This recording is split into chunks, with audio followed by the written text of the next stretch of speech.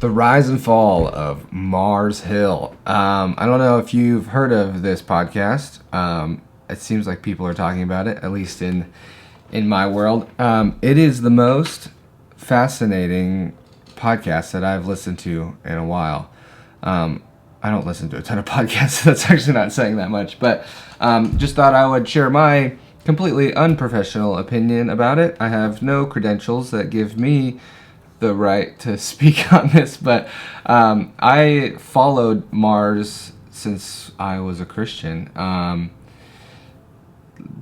old was I? I was like 18 when I first heard Mark Driscoll yell at me, and it actually changed my life. So I have a little bit of a bias here because I podcasted Driscoll and the whole deal, and I was in it, young, restless, reformed, the whole deal, and it changed the trajectory of my life, the ministry of Mars Hill. So it's very interesting to listen to this podcast, and it's done by Christianity Today.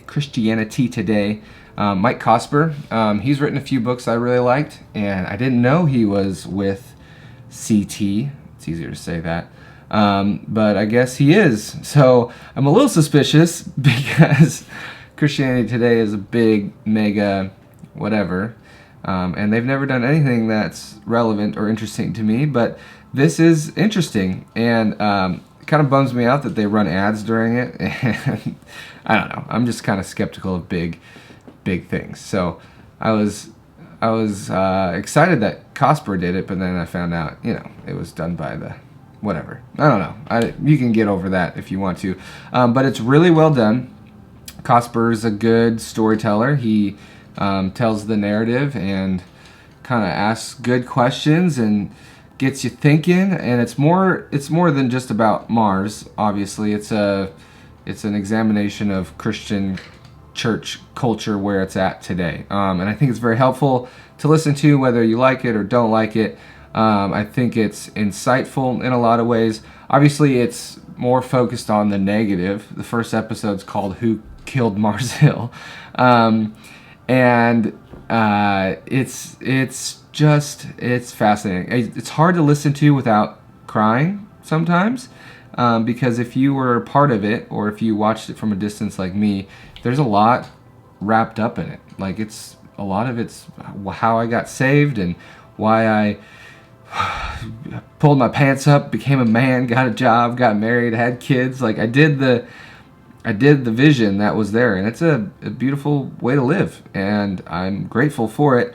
But also, like, some of the stuff that he gets into and the stories that are told, I was like, wow, I did not know that was going on. And so it makes you ask, like, is this what church should be? How do we contribute to this as church goers? And how does church become about one man's platform and drawing people to hear one person talk? Like, is that the vision of the church and what Jesus wanted for his people? So thought-provoking stuff. I recommend everyone listen to it and make your own opinions about it. But for me, some of the big takeaways are just like this idea of celebrity culture and how that's unhealthy and not good for the body of Christ, as we're supposed to be humble servants, and pastors should be pastors, not leaders or personalities or influencers or whatever you call them. Their job is to pray and love people and help give spiritual direction. So that's what I would hope for in a church. But yeah, it gets the wheels turning, and it helps to name a lot of different things that are kind of happening that are hard to put a finger on. Like, why is this weird? And so for me, I was a part of a church, worked for a church, wasn't as big as Mars or as blatant, but like a lot of the same spirit and the same undergirding is there. And so right now I'm at the last episode I listened to was I Kissed Christianity Goodbye, which is Joshua Harris. That's the last one that's come out while I'm recording this.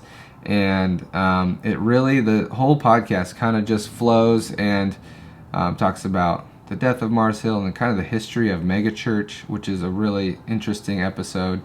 And then women in the church and the brand and all of that. And so he takes lots of different stabs at this same thing to kind of understand like what happened. And so for me, the question is like, do you throw the baby out with the bathwater? Because that's kind of the danger of this deconstruction-y thing, is that you just ditch the whole thing because the model is so destructive, or it has destructive parts but also good parts. Like, do you just go to church because it's a necessary evil to be in relationship with people where you can encourage people and love each other? You have to listen to a 45-minute sermon to get the rest of the good stuff.